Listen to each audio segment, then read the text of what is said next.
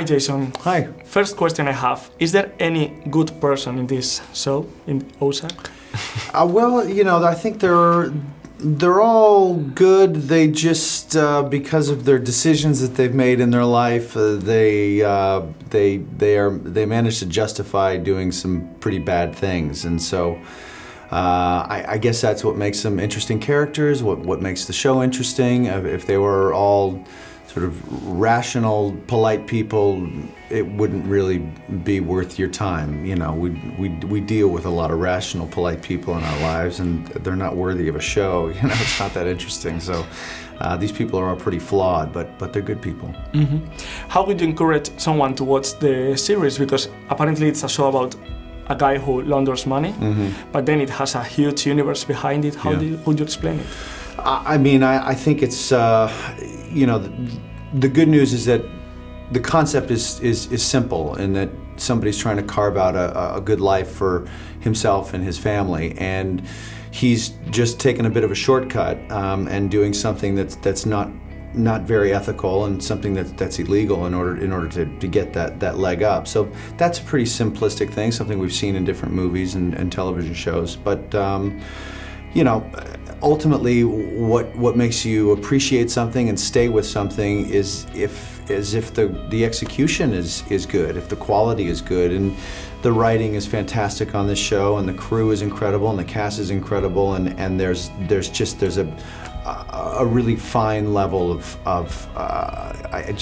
it's good, I think. I can only take a small amount of credit for that. There's just a lot of people that did a lot of good work on this, and you'll have to see it for yourself to see if you want to stay with it. But there is not one particular hook. The Avengers, you want to see all the action and all the great computer work, and some comedies you want to see it because it's really funny. There's great jokes, great actors in it. But this is just a very real, raw, unsettling thing to experience.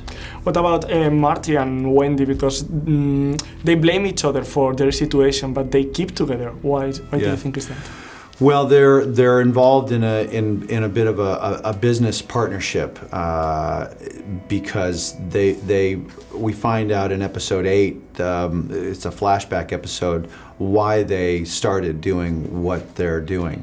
And things have gone awry, things are not working out, and so the marriage is suffering because of it, but they can't dissolve the marriage because they still have this business thing to finish, otherwise they'll both be killed. So they have to stay together for their own safety and the safety of their kids, and maybe along the way their marriage will get rehabilitated, maybe not, but it's one of the storylines that you can follow with this show, because we can do a lot of storyline work because it's 10 hours.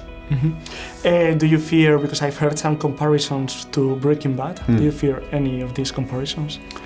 I don't fear it. It's, there are worse shows to be compared to, for sure. That was a show that was fantastic, that people loved, so that's good.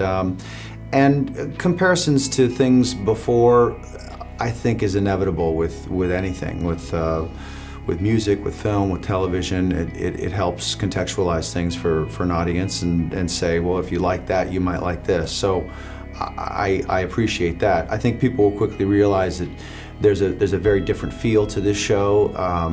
It's got a different tone, a different palette, a different pacing.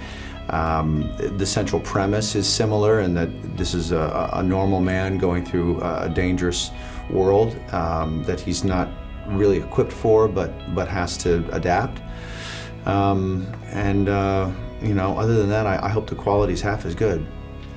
Thank you very much, Jason. Thank you. Thanks. Thank you.